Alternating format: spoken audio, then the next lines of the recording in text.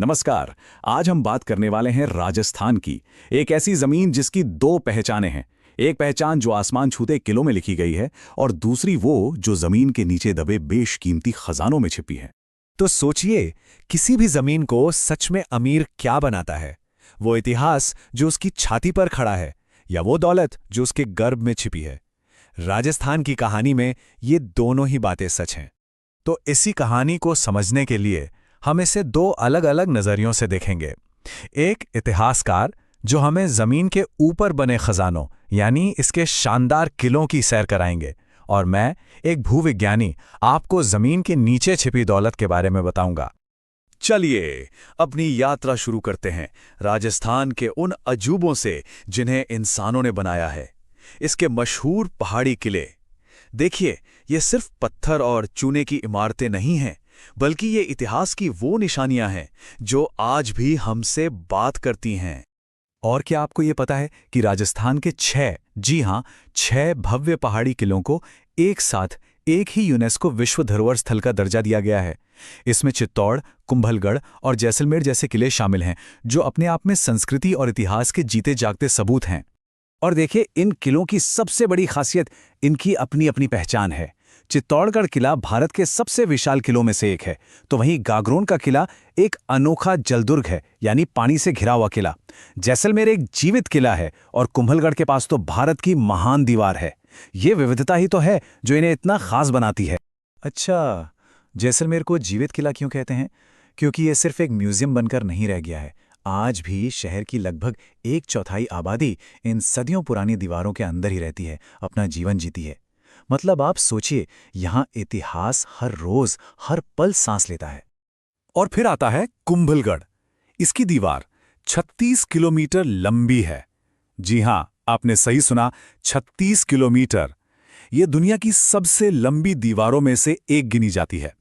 तो इन सभी शानदार किलों की नींव में क्या है? वो हैं प्राचीन अरावली की पहाड़ियां। यही वो चट्टानी जमीन है जिस पर यह सारा गौरवशाली इतिहास खड़ा किया गया। लेकिन कहानी यहीं खत्म नहीं होती। बिल्कुल सही कहा। और यही अरावली की पहाड़ियां एक और चीज के लिए भी मशहूर हैं। इन्हें खनिजों का भंडार भी कहा जाता है। तो जिस जमीन पर ये किले शान से खड़े हैं, उसी के ठीक नीचे एक बिल्कुल अलग दुनिया छिपी हुई है। तो अब मैं आपको राजस्थान की उस दुनिया में ले चलता हूं जो हमारी आंखों से ओझल है, जो जमीन के नीचे है। आइए यहां के खनिज धन की पड़ताल करते हैं, जो इस राज्य की अर्थव्यवस्था की असली रीढ़ है।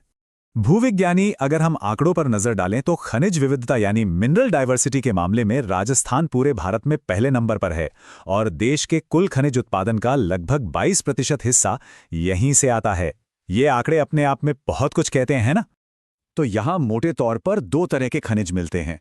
एक है धात्विक खनिज या मेटालिक मिनरल्स जैसे कॉपर, लेड, जिंक, और दूसरे हैं अधात्विक खनिज यानी नॉन मेटालिक मिनरल्स जैसे संगमरमर, चूना पत्थर और जिप्सम, जो हमारी रोजमर्रा की जिंदगी में बहुत काम आते हैं। कुछ उदाहरण देखें तो मकराना का मशहूर सफेद संगमरमर जिससे ताजमहल बना है, या फिर खेतड़ी की तांबे की खदानें जिसका तांबा बिजली के तारों में इस्तेमाल होता है, और उदयपुर की जावर माइन से निकला सीसा जस्ता जो गाड़ियों की बैटरी और पुर्जों में काम आता है। अब एक बड़ी ही दिलचस्प बात, वोलास्टोनाइट नाम का एक खनिज है जो सिरामिक और प्लास्टिक इंडस्ट्री में इस्तेमाल होता है, और भारत में इसका उत्पादन सिर्फ और सिर्फ राजस्थान में होता है।